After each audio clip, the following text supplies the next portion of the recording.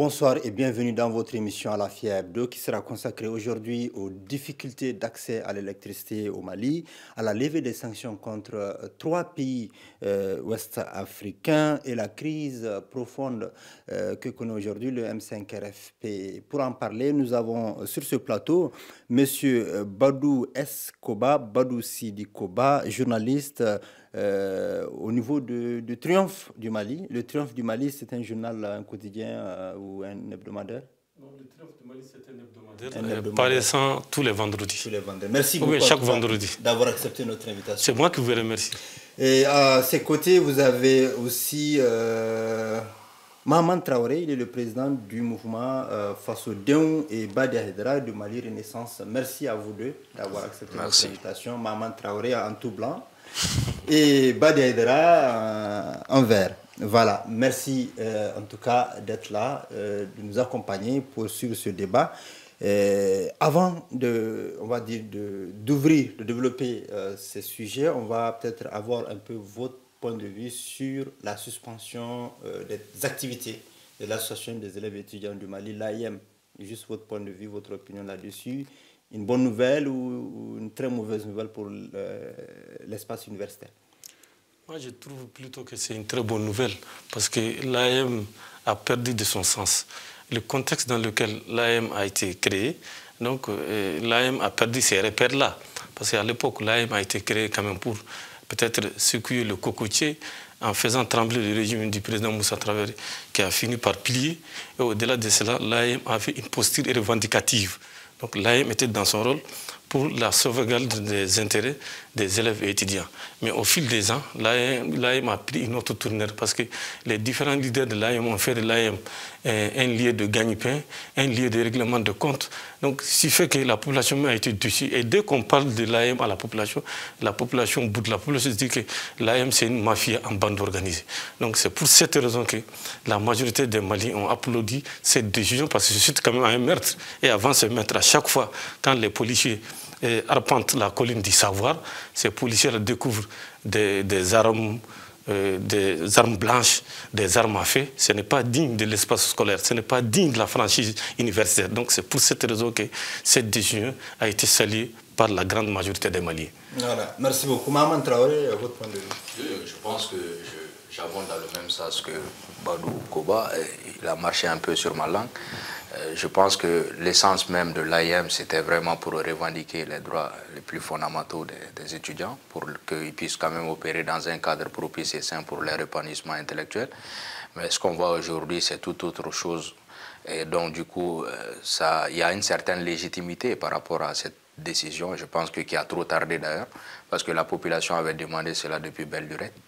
Je pense que le gouvernement aujourd'hui s'est assumé. Je pense qu'il faut même aller vers la dissolution de l'AIM et qu'on essaie, comme le président a eu à le dire, ils vont organiser des assises sur l'éducation nationale. Et en ce moment, on pourra mettre à nu tous les problèmes. Des états généraux de l'éducation. Des états généraux. Bon, je pense qu'en tout cas, le président, ils vont adopter ces résolutions-là, ils vont mettre ça en exergue. Et cela pourra nous permettre sans nul doute de parer à certaines éventualités.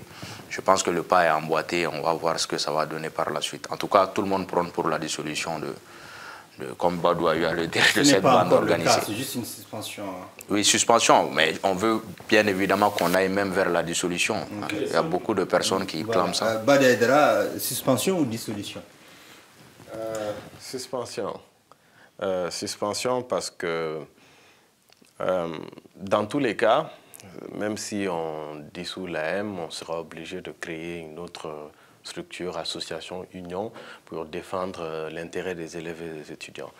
La décision, elle est bonne si dans la foulée, on entame une réforme de l'AIM. Je sais que ce n'est pas le sujet d'aujourd'hui, mais si vous voyez que les gens se tuent dans cette affaire, c'est qu'il y a des enjeux financiers derrière, et je ne sais pas qu'est-ce que ces enjeux sont venus faire au sein de l'AIM.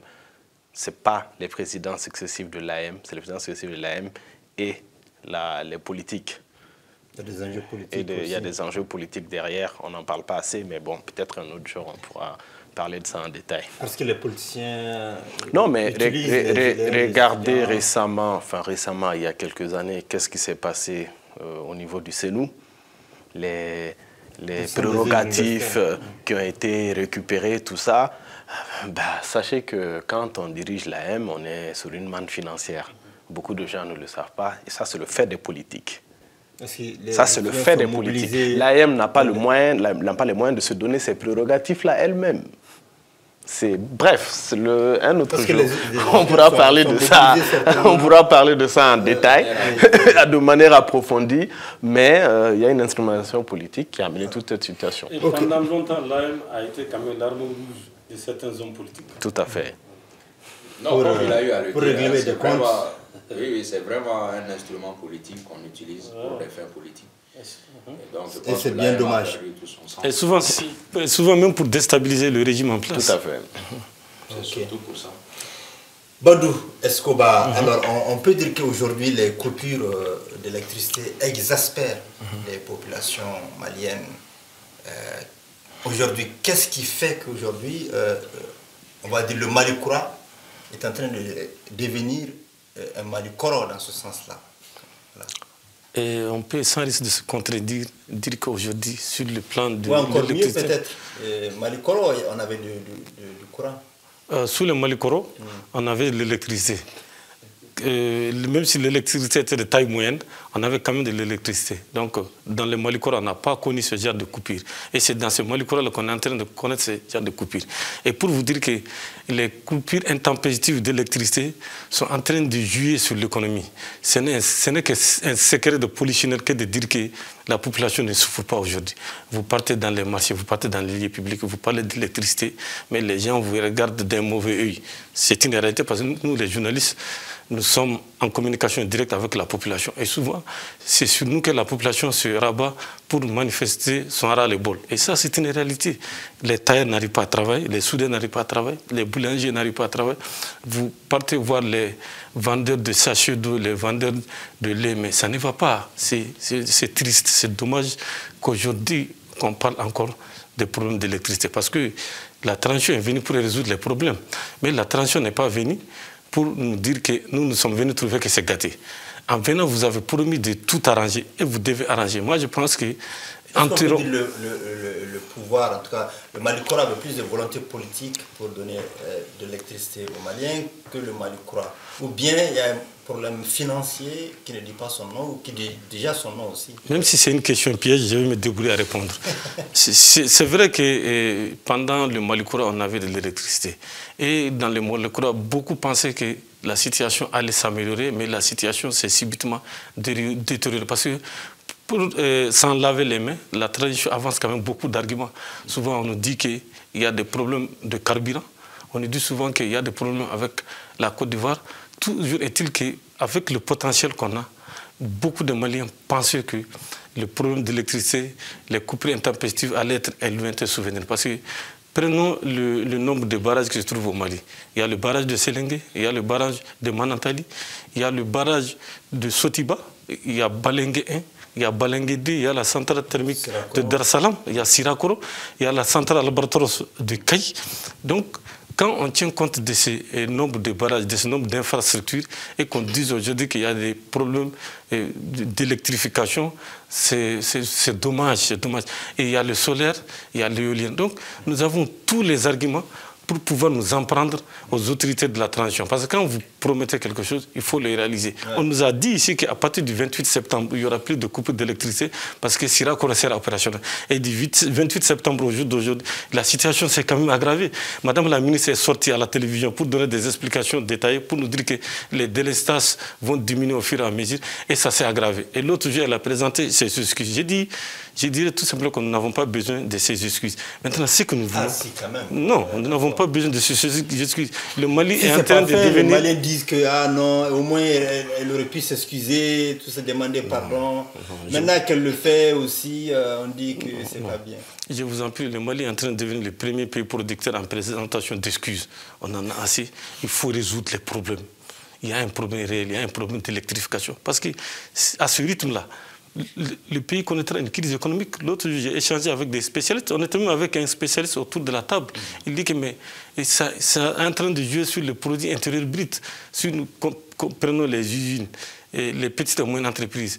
Et beaucoup ont mis les clés sous les personnes et ça va entraîner le chômage. Et ça va encore aggraver la situation économique du Mali qui est déjà délétère.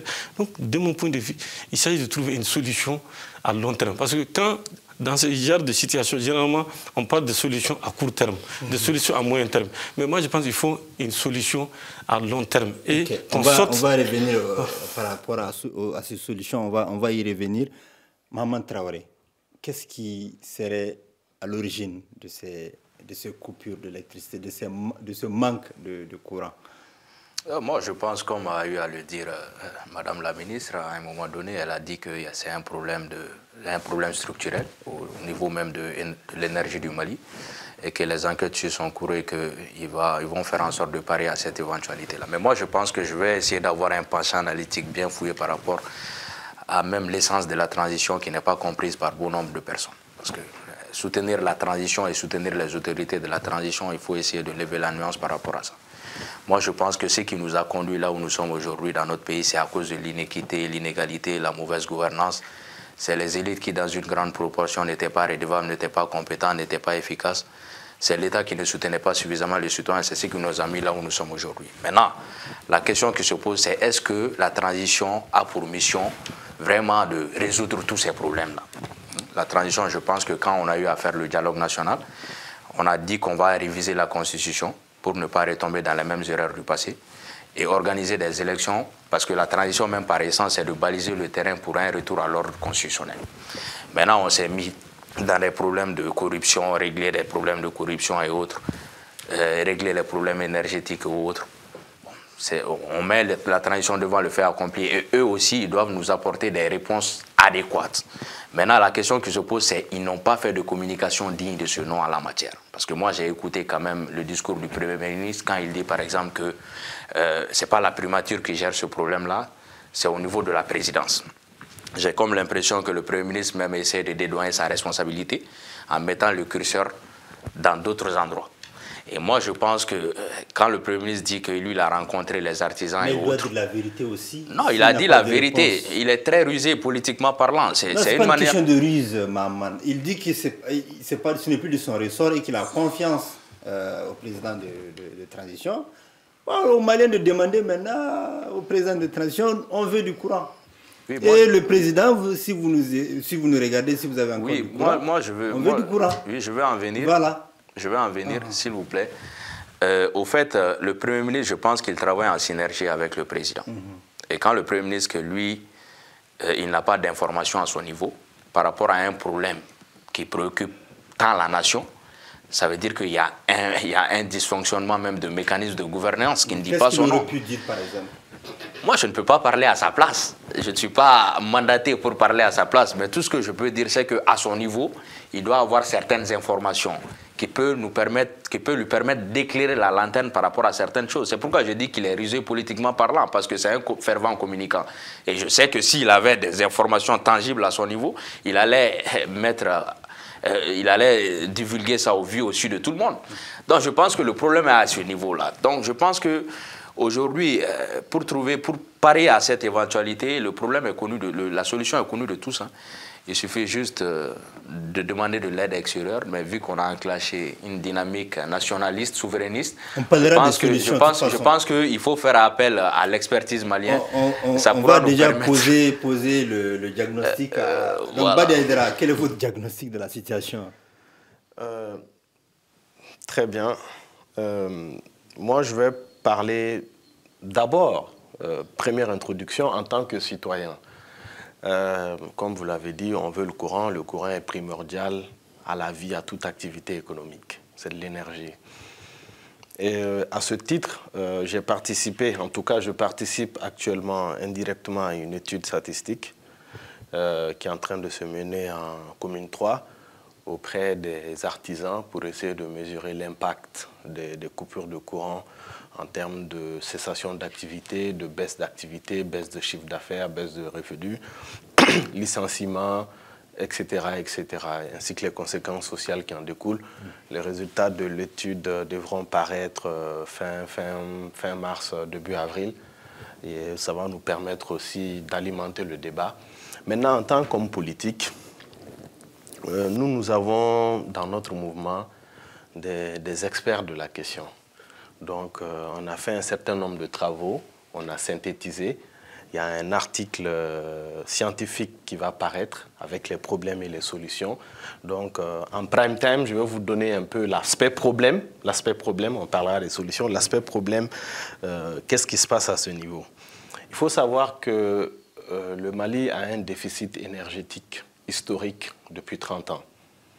Déficit énergétique, ça veut dire qu'à des moments donnés de l'année, la quantité produit ou pas, acheté ou pas, de l'extérieur ou pas, ne suffit pas à la demande. Ce qui fait qu'au Mali, on a l'habitude de remarquer que de mars à juillet, il y a des coupures de courant. Ça, c'est depuis des dizaines et des dizaines d'années. Sauf que, avant ces 2 dernières années, on va dire cette année, l'année dernière, c'était des coupures de 2 à 3 heures par jour, par secteur. Tu avais même des secteurs qui étaient plus ou moins... Plus le cas. Oui, justement, ça c'est avant.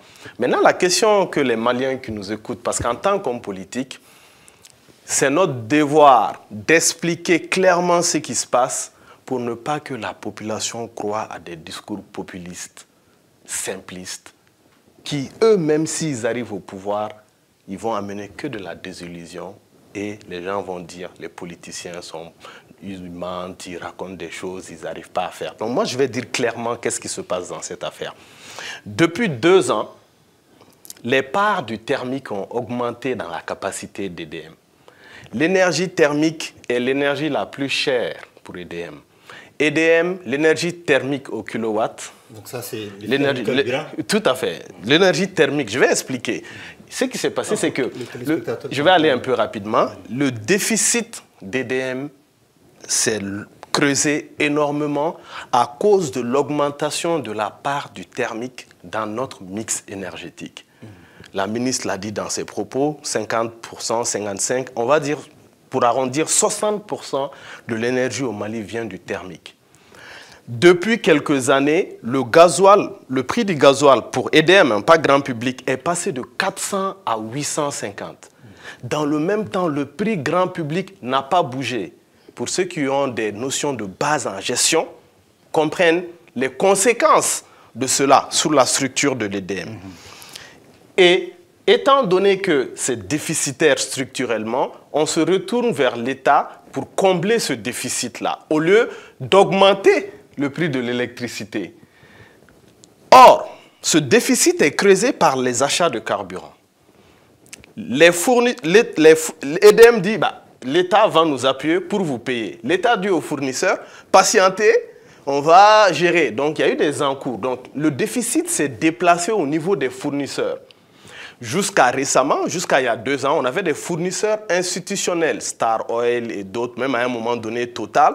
Ils ont tous arrêté quand, à un moment donné, ils ont vu que la fréquence des paiements qu'ils recevaient était plus faible que le déficit qui se creusait. Donc l'État avait beau, il y avait des paiements, l'État a beau donner des paiements, le déficit se creusait.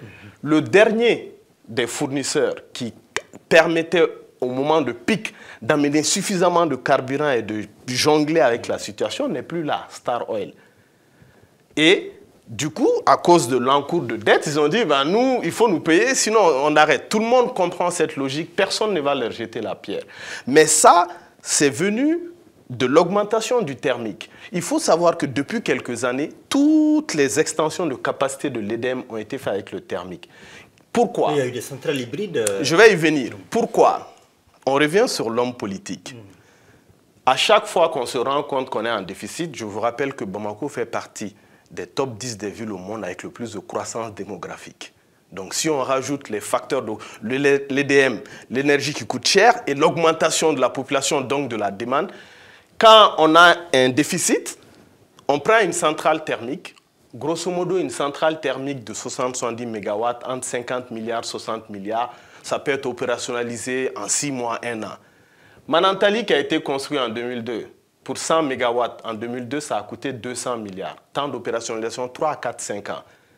Donc c'est plus facile pour l'homme politique de bricoler, de mettre des centrales thermiques pour gérer l'urgence, de mettre la poussière sur le tapis et d'avancer. Guina qui a été construit, le barrage le plus récent, il y a eu l'inflation, les coûts ne sont plus les mêmes. 60 MW, 250 à 300 milliards. OK? Sauf que l'énergie hydraulique, EDM, Manantali, les barrages qui donnent de l'énergie hydraulique à EDM, la totalité des deux, ça fait 170. Vous savez combien coûte le kilowatt de l'hydraulique? 60 francs maximum. Donc, vous avez il y a des choix politiques qui ont été faits, il faut que les gens le comprennent. Et ce n'est pas du jour au lendemain qu'on retourne cette tendance. Il y avait le choix entre faire des projets structurels de barrages, le minimum de thermique, mais ça prenait plus de temps. Il faut avoir l'intelligence de mobiliser ces financements, d'avoir les bons partenariats, les bons acteurs. En gros, il faut travailler sérieusement pour arriver à le faire. Au lieu de ça, on a acheté le thermique, on a fait augmenter le coût. Pendant ce temps, socialement, les politiques ne peuvent pas assumer d'augmenter les prix. Vous voyez que partout dans le monde, en Côte d'Ivoire, on est en train d'augmenter les prix de l'électricité. Je dis aux Maliens, attendez-vous à cela dans les années à venir. Ouais. Badou Escobar, est-ce que vous pensez que ce serait une solution convenable, augmenter le prix de l'électricité pour pouvoir mettre fin à ce manque d'électricité? Ou bien il y a une autre alternative que vous préconisez?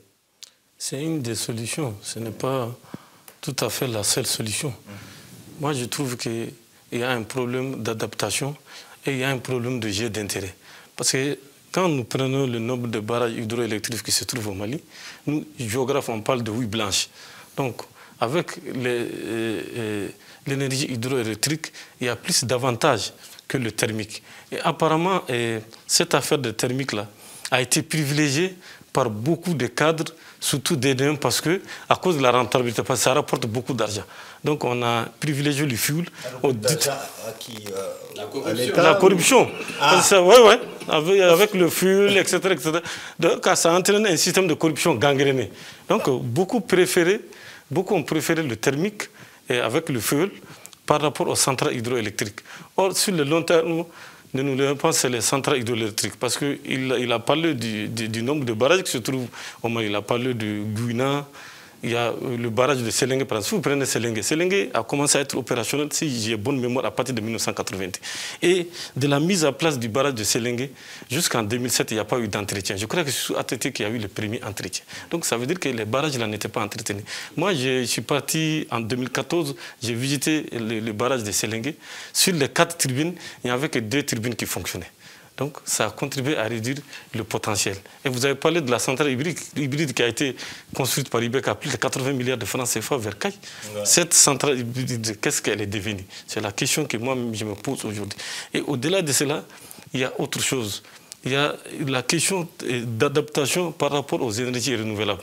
On nous parle de biocarburants, on nous a parlé de Bagani dans le temps. Il y a les énergies vertes, on parle de lithium, etc., etc. Donc, toutes ces potentialités n'ont pas été viabilisées à temps pour les adapter aux nouvelles réalités du moment. Vous savez, nous sommes dans un monde en perpétuelle mutation. Et la population augmente de façon exponentielle. Et les besoins ne font qu'augmenter. Et l'État n'arrive pas. Pas seulement qu'au Mali. Et l'État du Mali ne parvient pas à faire face à ses besoins. Et au-delà de cela, l'énergie est devenue un déversoir pour le surplus de chemin. Faut-il accuser l'État ou des hommes? Non, moi j'accuse d'abord l'État, ensuite ceux qui ont pendant longtemps dirigé l'énergie. Non, ceux qui ont profité du thermique. Oui, ceux qui ont profité du thermique, ça c'est pour se remplir le type digestif. Ensuite, il y a les politiques. Les politiques, ils se sont servis de l'énergie pour caser les jeunes qui les ont aidés pendant les campagnes, les jeunes qui les ont aidés à prendre leurs sacoches, etc. Donc, ils les ont casés à l'énergie. Donc, ça crée d'autres problèmes. Donc, c'est pour dire grosso modo que la solution ne viendra que du Mali. Parce que l'autre jour, je crois que Madame la ministre disait que l'État du Mali va essayer de négocier avec la Mauritanie et le Sénégal dans le cadre de l'EMVS pour que nous ayons un peu d'électricité. Moi, j'ai dit c'est pour commander de l'électricité. Le Sénégal et la Mauritanie, est-ce qu'ils vont nous donner de l'électricité? Parce que le mois de Carême pointe à l'horizon. Ils ont les mêmes problèmes que nous. Parce que géographiquement parlant, la Mauritanie et le Sénégal, c'est le Sahel, le Sahara, le Mali, c'est le Sahel, voilà, le Sahara. Donc, ça m'étonne qu'ils puissent nous fournir de l'électricité. Moi, je trouve tout simplement que c'est aux ingénieurs maliens de travail. À partir du moment où nous avons pu pirater le système informatique d'Edemia, qu'est-ce qui nous empêche de ne pas pirater d'autres systèmes pour que nous puissions avoir de l'électricité à bon marché et à moindre coût? Donc, moi, je pense qu'il faut que l'État travaille à trouver une solution au problème de l'électricité. Vous avez comme l'impression que Bamako est un gros village. L'autre, je me suis amusé, je suis parti dans les Mandés. Arrivé à Sibi, j'ai grimpé une petite chaîne de montagne, je voyais Bamako dans le noir. C'est-à-dire je ne voyais que de la poussière rouge. Ça, c'était aux environs de 18h30. J'avais comme l'impression que Bamako était devenu un volcan.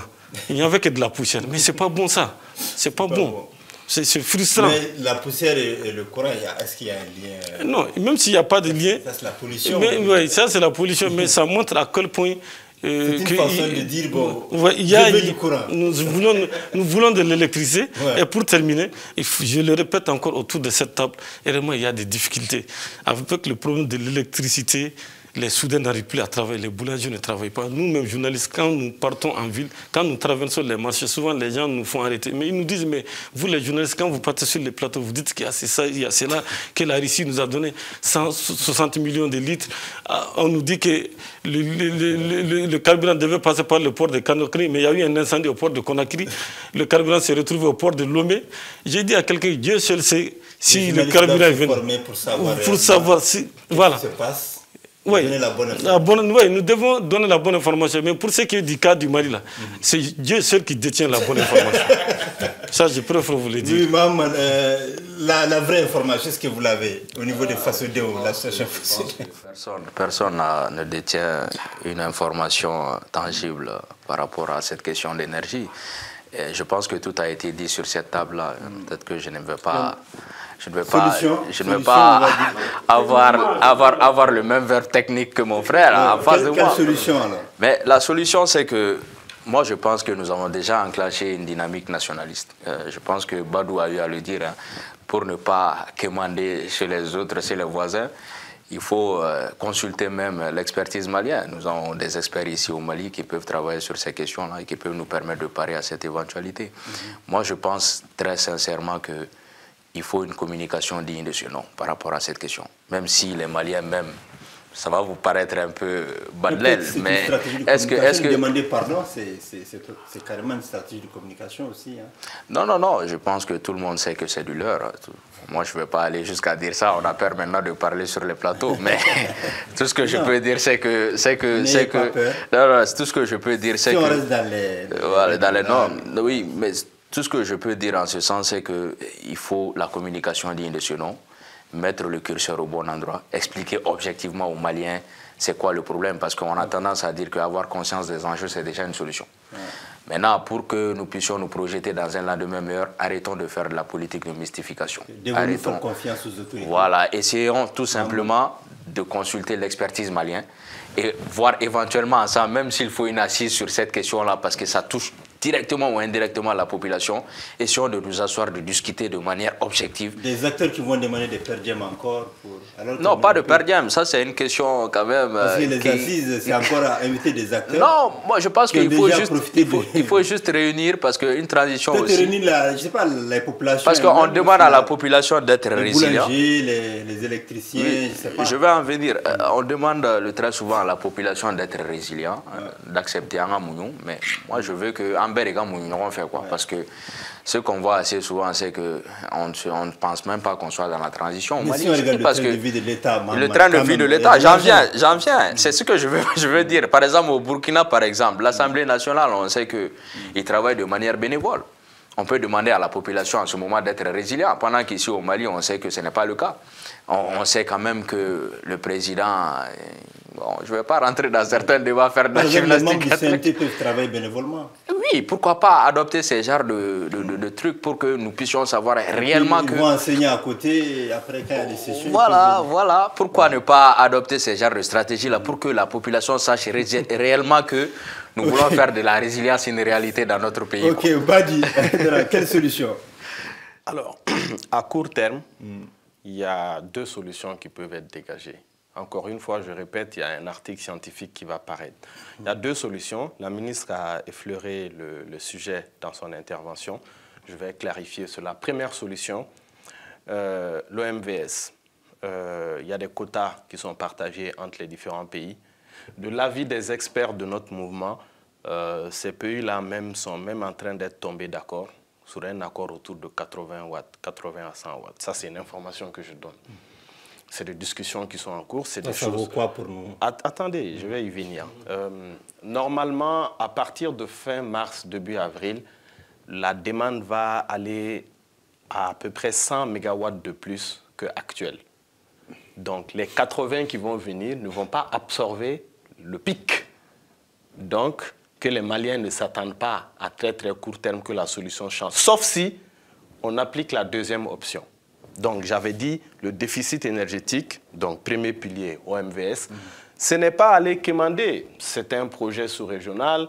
Ces barrages-là sont au Mali. Comme on partage un certain nombre de fleuves, on a pris des décisions collectives pour cofinancer ensemble.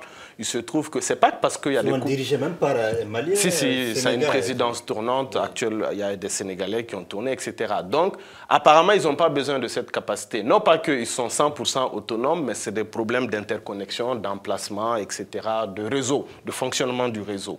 Ça, c'est le premier point. Le deuxième point le plus important, c'est quoi? Que les téléspectateurs nous écoutent clairement pour comprendre. Pour faire fonctionner pleinement les centrales thermiques au Mali, il faut 25 citernes par jour. 20 pour Bamako et environ, 5 pour les régions. 5 citernes? Oui. Et actuellement, d'après nos recherches et nos réflexions, le débit est très bas. On peut avoir 7-10 citernes qui rentrent aujourd'hui, après demain 20, 2-3 jours après 7, 10. Alors qu'on a besoin d'une cinquantaine minimum par jour pour aujourd'hui et pour demain. Ou en tout cas pour demain et après-demain. Parce que c'est un flux qui est un flux tendu. Donc, la deuxième solution consiste à faire quoi? Il faut qu'on construise rapidement des dépôts pour stocker le carburant. Notre problématique aujourd'hui, ce n'est pas l'incapacité à se procurer du carburant. C'est l'incapacité à avoir un flux tendu de là où on achète vers les différentes centrales. C'est là le fond du problème. Le débit n'est pas bon. Tant que le débit n'est pas bon, à court terme, la solution ne va pas se régler. Donc, pour réussir à améliorer ce débit, sachez qu'un flux tendu, c'est quoi? Même si la Russie nous donne 100 millions, on est obligé de les prendre au compte-gouttes parce qu'on n'a pas de quoi stocker le carburant. On ne peut pas immobiliser les citernes en attendant que ça se vide, qu'on remette dedans. Donc, il nous faut des endroits pour stocker. C'est cher pour avoir un endroit comme ça. Il n'y en a pas beaucoup au Mali. Il y a Sanzou qui a un dépôt sur la route de Klukoro, qui est un très petit dépôt par rapport aux enjeux dont on parle. Et les gens disent 40 millions du Niger, XX litres. Mais 40 millions, c'est 16 jours de fonctionnement, en fait. 16-20 jours de fonctionnement d'EDM. Même les 59 citernes de la ministre, c'est 2 jours de fonctionnement. Ça ne fait même pas 3 jours de fonctionnement. Donc, il ne s'agit pas d'arriver à aligner 1000 citernes et les faire rentrer et applaudir.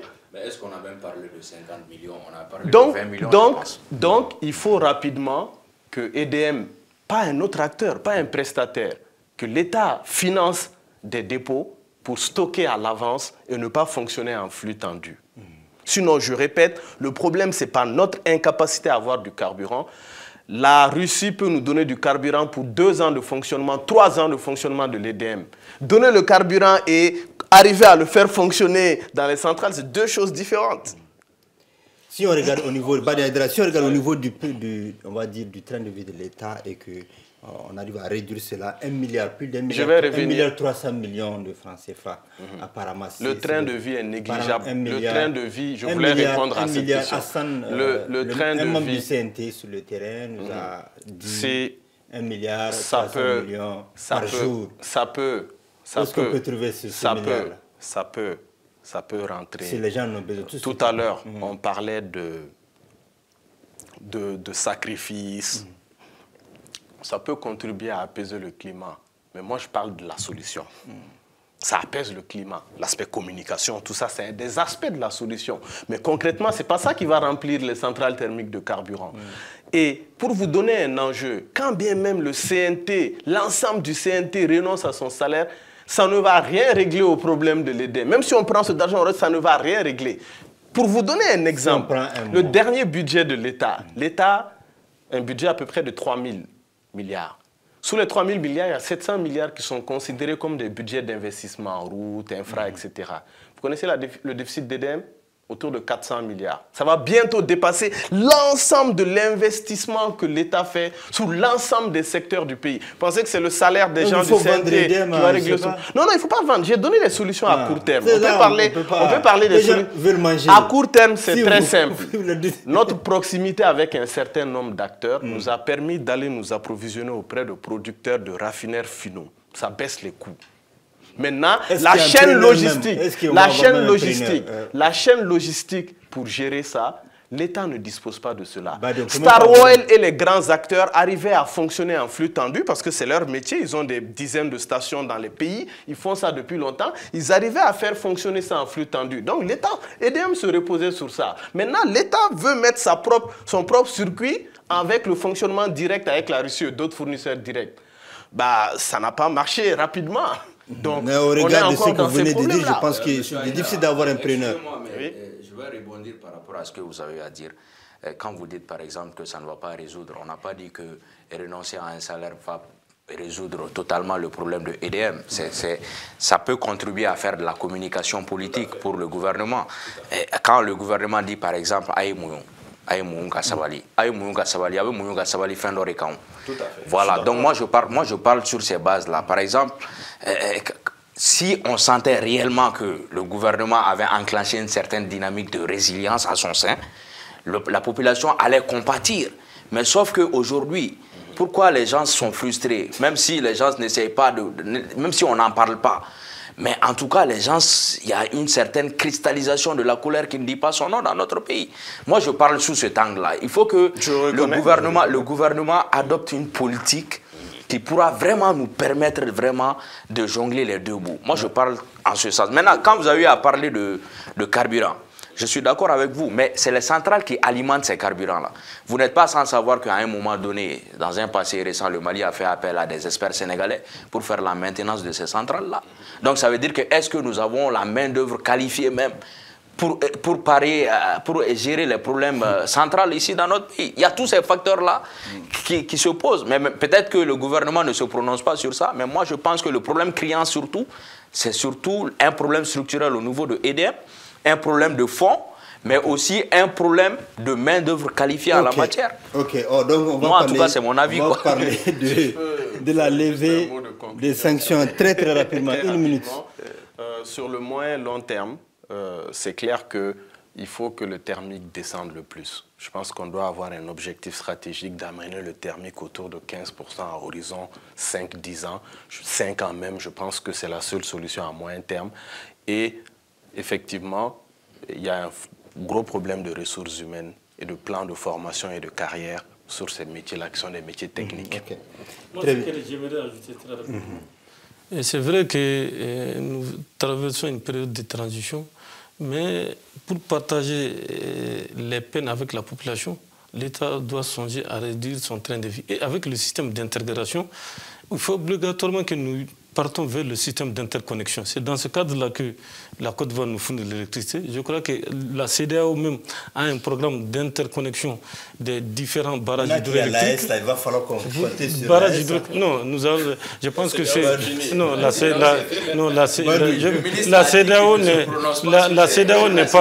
CEDEAO n'est pas finie. Il ne faut pas se voiler la face. La CEDEAO n'est pas terminée. Je crois que, sortant de la propagande, la CEDEAO n'est pas finie. La CEDEAO ne finira jamais. On va y revenir. La CEDEAO ne finira jamais. Pour terminer, par rapport à l'électricité, dans l'OMVS, je crois qu'ils ont le Manantali 1, on a parlé du projet de Manantali 2, il y a le barrage de Diama au Sénégal. C'est ce que je voulais dire tout simplement. Et ils ont leur pourcentage. Maintenant, le Mali, peut-être en utilisant le mot Kemandé, peut-être certains ne comprendront pas, mais le ministre a dit, Madame la ministre a bel et bien dit que nous allons négocier avec eux pour qu'ils essaient de nous donner une partie de l'électricité pour que ça puisse marcher. Parce que comme il a dit, pendant la saison sèche, le débit du fleuve diminue. À une certaine période, le débit diminue. Et le débit ne peut augmenter qu'à partir du mois de juin, juillet, parce que nous sommes dans un pays tropical. Donc, voilà. Bon, au Bénin, j'ai vu des turbines à gaz. Donc moi, je dirais tout simplement que chaque année, c'est le même scénario qui se produit. Et avec la transition, on nous a parlé de Malikoura. Donc la transition aurait pu avoir cette sagesse. Voilà, scénario Koura. Donc avec le scénario Koura, amener un système d'adaptation pour que nous sortons de ces mauvais pas. Parce que l'explication qu'il a donnée, c'est des explications détaillées. Mais chaque année, c'est la case de départ. On se retrouve avec les mêmes problèmes. Il faut qu'on sorte de ça. C'est ça la vérité. Mais Badou, c'est bien de proposer des projets, mais est-ce que nous avons les moyens de notre politique? C'est la question qui se pose. Aujourd'hui, nous sommes dans une période de transition où on sait qu'on n'a pas de partenaires, on n'a que des partenaires qui nous aident militairement, mais économiquement, est-ce qu'ils font le travail dans les règles? C'est vrai que l'armée consomme l'armée, ça, du budget national. la guerre, ça coûte nous cher. sommes en guerre, l'armée consomme une grande partie du budget national. Mais avec tout ça, moi je pense que l'État doit avoir la sagesse de communiquer et de dire la vérité à nos populations. C'est ça la réalité. Il faut être véridique, il faut dire ce qui se passe. Mais tourner autour du pot, nous miroiter des choses, nous faire croire que l'or va descendre sur nos têtes. Dans un passé récent, on avait demandé à la population de participer à l'effort de guerre. Je pense que dans le compte de la BDM, le compte de l'État qui est logé au niveau de la BDM, nous avons eu peut-être, est-ce que nous avons même eu 100 millions? C'est pourquoi je parle de, il faut demander à la population d'être résilient, mais il faut qu'en premier temps, vous-même, vous adoptez une certaine posture. La levée des sanctions. Les anciens de Bamako sont partis en grève. Je pense que c'est pourquoi j'admire beaucoup le Burkina. Le président burkinabé, le président de la transition, lui a amené un système où, sur une bouteille de boisson, l'État perçoit quelque chose au nom de l'effort de guerre.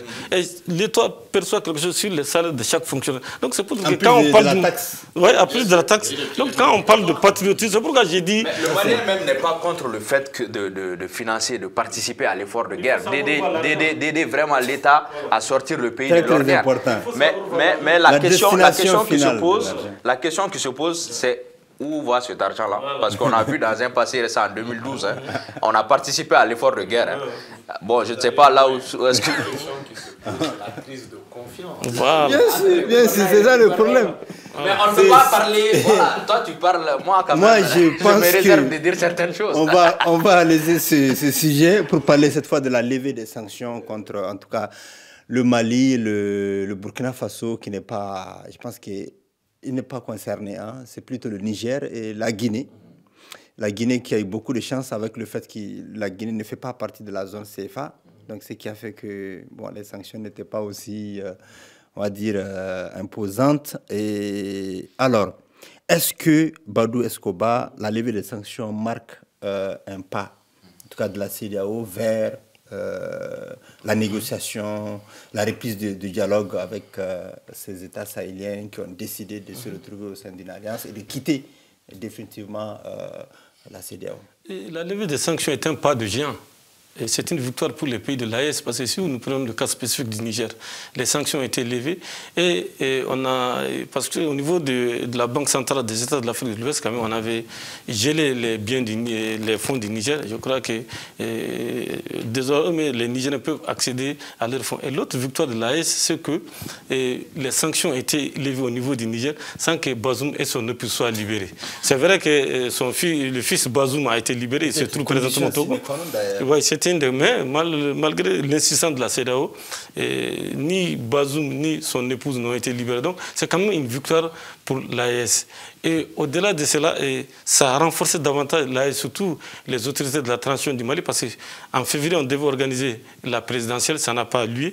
Et le fait que le Mali a décidé de quitter la CEDEAO, ça va obliger les dirigeants de la CEDEAO, je parle des chefs d'État, à retrousser leurs manches et à revenir à la table des négociations. Parce que je me rappelle bien, Bola Ahmed Tinubu, le président du Nigeria, a demandé à ce qu'il y ait des négociations. Même l'ancien président du Nigeria, qui fait partie de ceux qui ont créé la CEDEAO, le général Yakubu Gowon, vraiment a demandé à ce qu'il y ait des pourparlers entre les pays de l'AES et ceux qui restent des pays de la CEDEAO. Et je pense que l'attention de Patrice Talon, le président du Bénin, excusez-moi, il a tenu un discours qui a attiré mon attention. Quand il dit qu'il faut avaler la couleuvre, mais il faut aller vers la CEDEAO des peuples. Ça veut dire qu'il a compris quelque chose. Il a compris que les populations de l'espace CEDEAO... Ça a toujours été dit, mais venant de la bouche d'un président, venant de la bouche d'un président, ça veut dire quand même qu'il y a quelque chose, ça veut dire que les chefs d'État ont compris qu'il ne s'agit plus de sauver leur fauteuil, mais il s'agit d'harmoniser l'espace CEDEAO, de faire en sorte que les populations s'approprient les décisions de la CEDEAO. Et deuxièmement, ça va pousser nos chefs d'État vraiment à venir au secours des États quand il y a des problèmes. Parce que quand un pays est confronté à un problème de gouvernance par la faute du président de la République, les pays de la CEDEAO peuvent envoyer rapidement des délégations. C'est vrai que Goodluck Jonathan a fait plusieurs allers-retours, mais malgré tout, il y a eu le coup d'État contre Ibeka, mais il est venu un peu tardivement. C'était le médecin après la mort.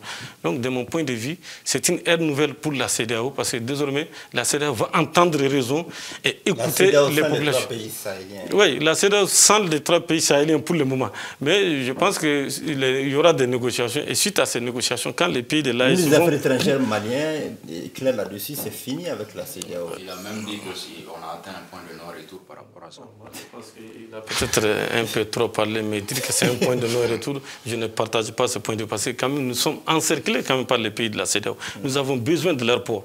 Et il y a un petit souci. La dernière fois, il y a le journaliste de l'OTM qui a posé la question au Premier ministre. Il a dit, mais les documents CEDEAO dont disposent les cartes biométriques, les passeports, il dit que la CEDEAO est morte de sa belle mort. Mais ce que nous voulons savoir, est-ce qu'avec ces documents, on peut encore voyager dans l'espace CEDEAO? Est-ce que les autres pays de la CEDEAO ne vont pas imposer des critères par rapport à nos différents voyages? C'est autant de questions qu'on doit se poser. Pour le moment, personne ne l'a dit, aucun voyageur n'a dit que voilà, on ne veut pas passer. Maman Traoré. Moi, je vais rebondir par rapport à ce qu'a eu à dire Badou quand il parle de la CEDEAO doit nous aider à régler nos problèmes. Moi, je pense que nous avons élu des responsables, nous avons des personnes dans la classe dirigeante, c'est nous qui votons pour eux. Et ils doivent trouver des solutions et ils doivent avoir nos préoccupations. Ce n'est pas aux autres de venir régler nos problèmes internes à notre place. Moi, je pense que la CEDEAO, à un moment donné, j'entends assez ce discours-là disant que la CEDEAO n'est pas venue au moment opportun au Mali. Moi, je me rappelle qu'avant que l'aménagement ne devienne l'aménagement, il y avait déjà l'amusement. Et on avait demandé à tous les pays d'amener des fonds considérables pour que ce projet-là puisse réellement voir le jour et impacter considérablement sur le Mali. Sauf qu'après, le débat s'est déporté vers l'ONU et l'ONU a décidé d'apporter son aide au Mali et a demandé à ces pays-là de contribuer, d'amener des hommes sur le terrain pour essayer de combattre les terroristes. Je pense que la CEDEAO, à un moment donné, a joué son rôle, hein, militairement parlant. Ils avaient des contingents qui étaient au sein de l'aménagement. Ils ont même perdu des hommes.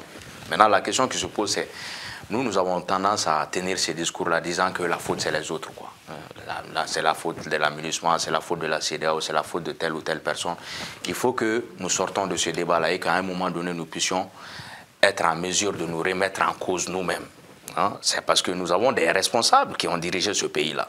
Il faut qu'on fasse le bilan par rapport à ça et essayer vraiment de nous projeter dans la même heure. Parce que si on ne connaît pas, si on ne prend pas compte que nous-mêmes, nous sommes le problème, nous sommes le premier acteur, hein, de notre gouvernance, nous n'allons pas gérer nos problèmes. Donc il faut vraiment que nous puissions être en main de nous remettre en cause pour ensuite se projeter dans un lendemain meilleur. Maintenant, est-ce que quitter la CEDEAO est bon ou pas? Est-ce que la décision elle est bonne ou pas? Moi, je pense que quand le Premier ministre... La question ne se pose plus. Oui, quand le Premier ministre, par exemple, a rencontré... Quand le Premier ministre, par exemple, a rencontré les opérateurs économiques au patronat, je pense que c'est ce que les opérateurs économiques ont eu à le dire. Peut-être la question qui va se poser, c'est par rapport à la démarche. Le CFA, peut-être non, peut-être la monnaie, mais sinon on a déjà quitté le... Oui, mais est-ce qu'aujourd'hui, ça a fait l'objet d'unanimité? C'est la question qui se pose. Est-ce que ça a été la bonne décision? Le Mali, le Niger et le Burkina Faso ont décidé de quitter la CEDEAO. La CEDEAO de façon définitive. Oui, mais est-ce qu'on a consulté le peuple pour ça? Parce que ça nous engage directement ou indirectement. Le peuple n'a rien dit. Qui ne dit mot? Consent. Mais parce qu'on est obligé de consentir. Voilà, donc, Badi, mais sinon, je vais finir. Okay. Quand le Premier ministre est allé voir les opérateurs économiques au niveau du patronat, ils ont dit, bon, on est obligé de nous plier à votre dictat, mais sauf que vous nous mettez devant le fait accompli. Donc nous sommes obligés de le faire avec. Donc moi je pense que il fallait une consultation en amont par rapport à cette question-là et ensuite décider de si on doit sortir ou pas. Oui, mais c'est en fonction des demandes. Au Mali, il y a eu une manifestation qui a demandé... Ceux qui ont manifesté ne représentent pas la quasi-totalité de la population. Je n'ai pas fait de statistiques. Nous sommes obligés de nous retrancher. Je n'ai pas fait d'études pour savoir...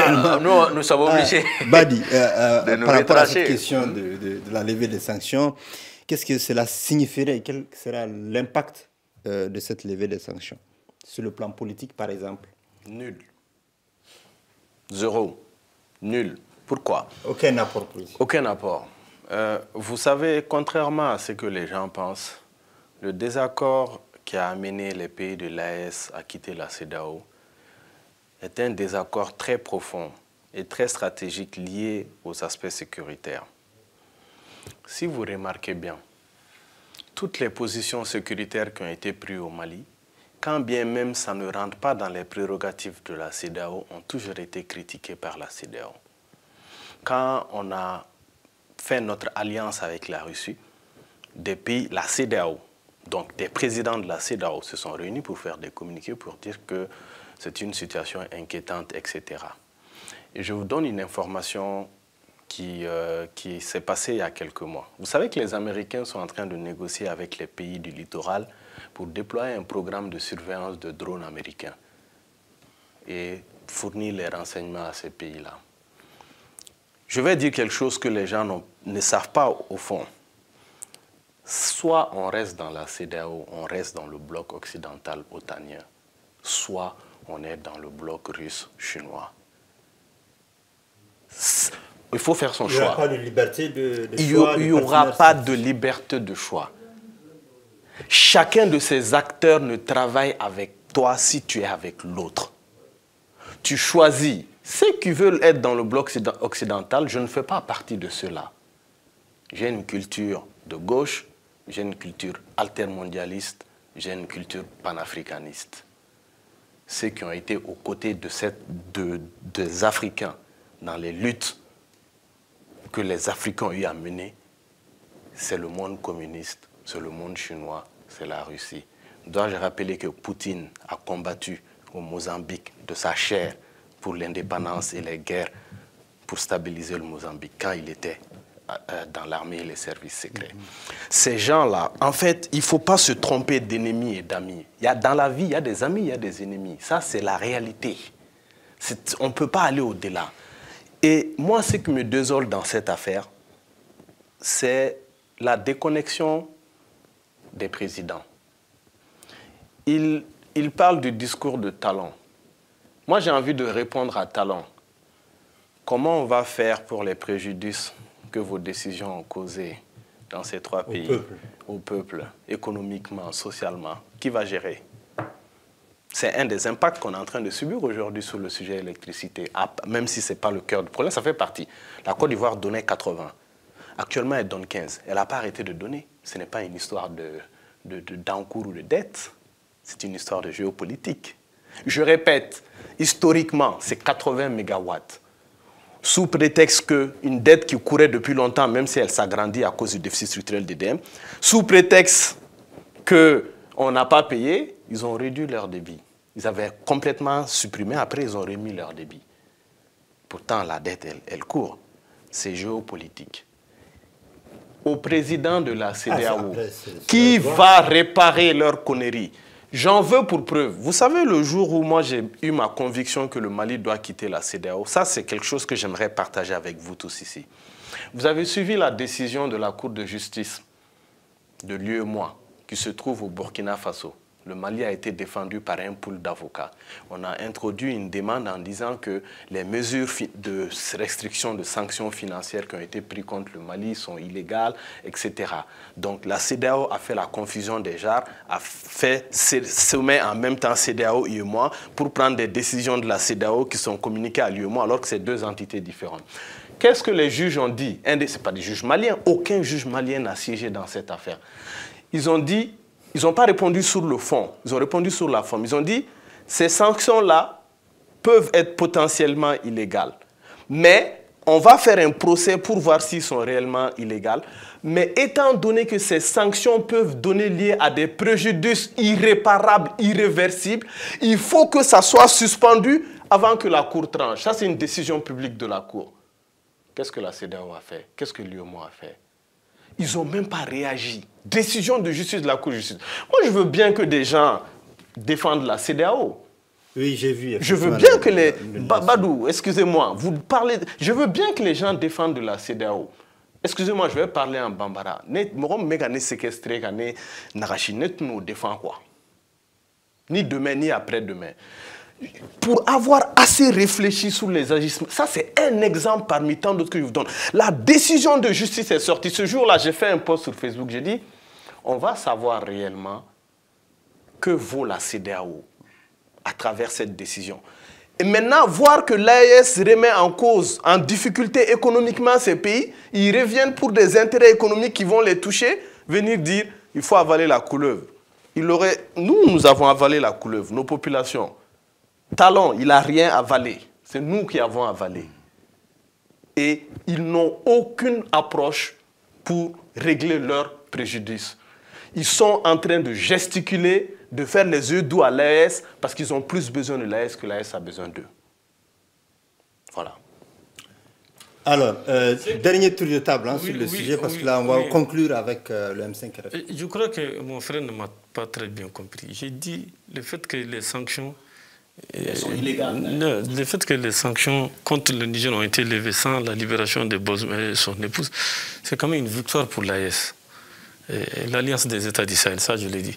Je ne défends pas la CEDEAO, mais il y a un paradoxe. Pendant que le Mali, le Burkina et le Niger ont décidé de quitter la CEDEAO, il y a la Mauritanie qui veut rentrer dans la CEDEAO et il y a le Maroc qui suit de près l'évolution de la situation parce que récemment, il y a eu une grande... Bon, je ne sais pas. Bon, ça, vous savez, c'est des jeux d'intérêt. Je pense que si vous dites que le Maroc est prêt à aller à l'AES, de toute façon, les Marocains sont pragmatiques. Les Marocains courent derrière leurs intérêts. Et récemment, il y a eu un sommet au Maroc entre nos États et l'État du Maroc, le Royaume du Maroc, pour voir comment utiliser la façade atlantique marocaine pour pouvoir importer ou exporter nos produits. Ça, c'est une évidence. Donc, c'est pour dire que les relations internationales sont très complexes. Aujourd'hui, beaucoup estiment que la CEDEAO n'a pas pleinement joué son rôle. Je partage un certain nombre de points de vue par rapport au plan sécuritaire. D'abord, quand le nord du Mali est tombé, on nous a dit qu'il y a la force en attente de la CEDEAO qui a été placée en état d'alerte. Et cette force en attente attend toujours. Mais il faut aussi reconnaître que, je ne sais pas aujourd'hui, mais dans le temps, les textes de la CEDEAO ont été adaptés aux droits d'ingérence. Ça, c'était à l'époque de Alpha Omar Konaré. À la veille même de la chute de Moussa Traoré, on a vu la force ouest-africaine d'interposition intervenir au Libéria pour séparer Samuel Kanyando et Charles Gankay Taylor. On a vu cette ICOMOG intervenir en Sierra Leone, en Guinée-Bissau. Et il y avait un système de droit d'ingérence. Et c'est pour cette raison que les troupes de l'Union africaine sont intervenues en Somalie pour aider le gouvernement fédéral à combattre les Shabab. Donc, c'est une question d'adaptation des textes. Peut-être que si les textes ne sont pas en phase avec nos réalités, ça peut poser problème. Mais il faut aussi dire que nous avons signé la plupart des textes qui régissent le bon fonctionnement de la CEDEAO. Maintenant, avec la sortie du Mali, du Burkina et du Niger de la CEDEAO, peut-être ça va pousser les dirigeants de la CEDEAO à réfléchir à comment trouver les solutions idoines pour les adapter à d'autres réalités. Parce que, de mon point de vue, quand vous prenez le Mali, l'époque de Modibo Keïta, c'est Modibo Keïta qui a bel et bien dit que le Mali est prêt à renoncer à une partie de sa souveraineté au profit de l'unité africaine. On a vu les Moussa Traoré, les Hadji Aboubacar Sangoulé, la mise en président de la Haute-Volta. À l'époque, ce n'était pas le Burkina, c'était la Haute-Volta. Les Yassoumbé Yadema, créé la CEDEAO le 28 mai 1975 dans cet esprit, n'est-ce pas, de rassembler les Africains pour que nous puissions parler d'une seule voix. Parce qu'aujourd'hui, si les pays de l'AES et des pays comme la Chine se retrouvent pour négocier des contrats économiques, j'avoue que c'est la Chine qui va l'emporter. Donc c'est pour dire que quoi qu'on dise, quoi qu'on fasse, on ne peut pas aller à contre-courant de l'humanité. Vous prenez le Niger, par exemple. Le Niger est le dernier pays de la CEDEAO devant la Sierra Leone. Donc le Nigeria ne dépasse que la Sierra Leone, un État comme le Niger. Et le Niger n'a pas de façade maritime. Le Burkina non plus n'a pas de façade maritime. Le Mali n'a pas de façade maritime. Donc je pense que même si nous sortons de l'Est, voilà, c'est 3 pays continents. Donc même si nous quittons la CEDEAO, nous serons obligés de coopérer avec eux et de discuter avec eux sur un certain nombre de contrats pour que nous puissions continuer quand même à commercer entre nous. Très bien. On va avancer rapidement sur la question du M5 RFP. Une crise profonde, on va dire, sévit au sein du M5 RFP. 2 factions ont émergé, donnant lieu à des déclarations, en tout cas,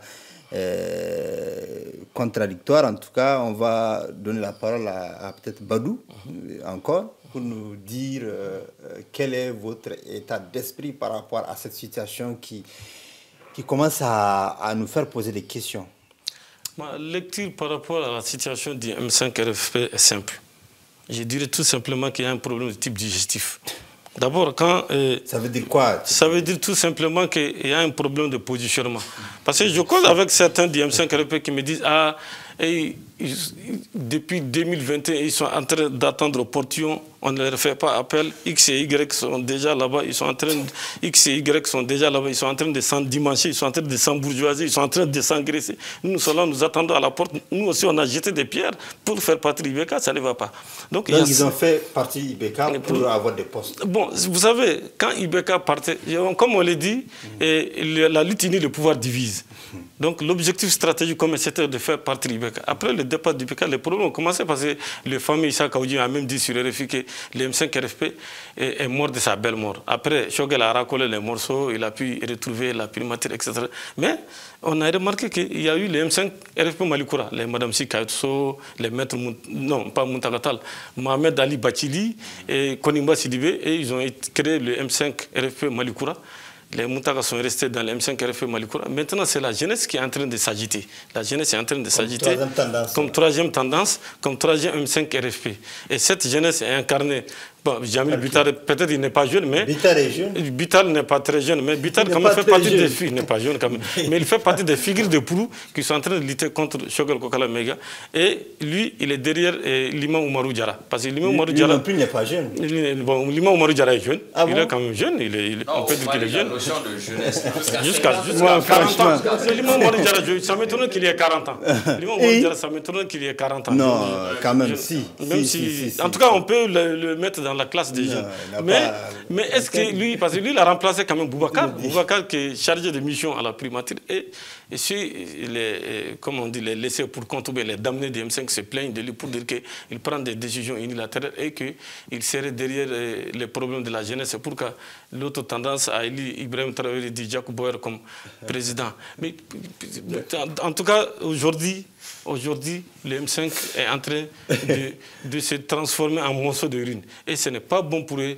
Le moment n'est pas venu. Parce qu'ils vont affaiblir le Premier ministre qui, quand même, dirige la primature. La preuve, aujourd'hui, au Palais des Sports, il devrait avoir un meeting sur les raisons de la sortie du Mali, du Burkina et du Niger, de la CEDEAO, dans le cadre de l'AES. Mais apparemment, ça a été un meeting avorté, ça veut dire ce que ça veut dire. Mais ça m'étonnerait aussi que l'imam Oumarou Diarra puisse faire face à Choguel. En cas de débat, Choguel va le démolir. Ah non, s'il fait face à Choguel, Choguel va l'écraser. Donc moi, ça m'étonnerait qu'il puisse faire le poids face à Choguel. Le M5 RFP vit toujours, mais vit de trois manières, quoi. Moi, j'ai toujours été dubitatif quand ces conglomérats d'hommes politiques ont décidé de s'unir pour faire partir un homme. Je pense que j'ai eu à le dire à Kaoudji un jour sur le plateau, je l'ai dit, vous vous êtes réunis de manière circonstancielle, mais il n'y avait pas de plan figé derrière. Et vous avez travaillé de sorte à faire partir un homme. Et ça me rappelle encore ce qu'a eu à dire Rebecca à un moment donné, il dit faites attention, ne conduisez pas ce pays dans une aventure d'incertitude. Et c'est ce que nous vivons aujourd'hui. Ah oui? Vous confirmez? Oui, nous sommes... Mais il a eu à dire, il a eu à parler de la carte biométrique. Moi, je vais même parler de la CEDEAO, je vais peut-être revenir sur ça. Quand il a eu à parler de confection de cartes biométriques, on a financé ça à des coûts de milliards. Maintenant, si on savait réellement qu'on allait quitter la CEDEAO, est-ce pour autant on avait besoin d'injecter nos fonds dans la confection de ces cartes-là? C'est des coûts de milliards. Moi, je pense qu'aujourd'hui, ça va un peu dans le débat se déporte au niveau même du M5. C'est qu'ici au Mali, on a un problème criant. C'est que les jeunes surtout, ne s'unissent pas autour d'un idéal commun pour participer de manière considérable à l'essor de notre pays. Mais ils se rassemblent de manière circonstancielle pour faire partir un homme, pour tirer profit d'une situation. Et je pense que c'est très dommage. Badedra, on n'a plus le temps, allez-y. Pour ma part, ça va être assez rapide. Le M5 ne devrait plus exister à partir du moment où les militaires ont parachevé et sont devenus les arbitres entre les différentes tendances du M5. Autrement dit, moi, ce que je crois en politique, quand on crée une organisation de cette sorte, elle ne peut marcher que si son objectif est simple, clair. Si dès le départ, le M5 a dit on veut chasser Ibeka, ensuite, avant de chasser, on a dit qu'on veut chasser Ibeka, point 2, on va faire un programme politique, ça n'aurait pas eu lieu en fait. Parce que directement, la question de qui va occuper quoi, si on... c'est des questions qui ne pouvaient pas se poser. Moi, à mon avis, quand on crée ce genre d'organisation, on fixe un objectif et on met dans les textes qu'une fois que l'objectif est atteint, la structure est dissoute. Si des gens à l'intérieur veulent continuer un projet politique, ceux qui sont d'accord peuvent se rassembler et faire leur projet politique. C'est pour ça que je ne sais même pas pourquoi ces gens continuent à s'associer. Nous, on a fait partie. Nous, on a fait partie de ces mouvements. On va regarder, on va mais le M5 est fini. Le M5 a atteint son objectif. Ibeka est parti. Ceux qui ont les mêmes idées politiques n'ont qu'à se réunir pour faire leur projet ensemble. Oui, c'est naturel. C'est le cycle de vie des mouvements politiques de cette sorte, de cette nature-là. Pourquoi on veut en faire un parti politique permanent ou quelque chose? À moins, le regret que j'ai sur ce sujet, le M5 n'était pas l'affaire des politiques. C'était l'affaire de la société civile. La seule pérennisation possible du M5 serait été une structure de veille citoyenne qu'on arrivait à institutionnaliser, qui remonte les infos, un peu comme ce que fait le Conseil économique et social, une structure de veille citoyenne tenue par des civils. Sinon, cette affaire avec les hommes politiques dedans, ça n'ira nulle part. Et puis, ils vont pas s'entendre. Ils n'ont pas les mêmes idées. Et puis, on n'a pas besoin d'avoir les mêmes idées pour faire des combats politiques ensemble à un moment donné. Ça, il faut qu'en tant qu'homme politique, on explique ça à la population. Tout ça a été dit mais bien sûr, c'est ce que je ne voulais pas dire. Ils l'ont utilisé, après ils lui ont dit, va dans ta mosquée. Le guide spirituel. Le guide spirituel, le sage l'éclairé. Le sage l'éclairé. Aujourd'hui, là, en Algérie. Voilà, un débat éclairé aussi. C'était donc la fin. Badi, on nous signale que c'est la fin. 30 secondes pour finir. Merci pour l'invitation. On fera publier notre article sur l'EDM et on fera une émission spéciale. Ça marche, Badou.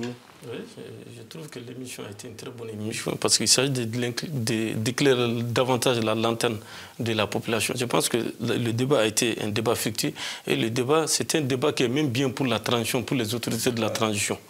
Voilà. Voilà. Juste des points de vue. Voilà. En tout cas, je vous remercie de m'avoir invité, de m'avoir permis quand même d'enrichir le débat démocratique, parce que le débat était instructif et constructif. Et en tout cas, je vous remercie par rapport à ça. Voilà, c'est ce qui met donc fin à cette émission, à la FIA Hebdo. C'était avec Badou Sidi Koba, journaliste au sein de la rédaction du journal Le Triomphe du Mali, et le président du mouvement Faso Deouma Mantraoré, et enfin Badi Aïdara, secrétaire politique du mouvement Politique Mali Renaissance. Voilà, c'est ce qui met fin, et on avait essentiellement parlé de l'accès à l'électricité, de la levée des sanctions et enfin de la crise au sein du M5 RFP. Au revoir et à bientôt.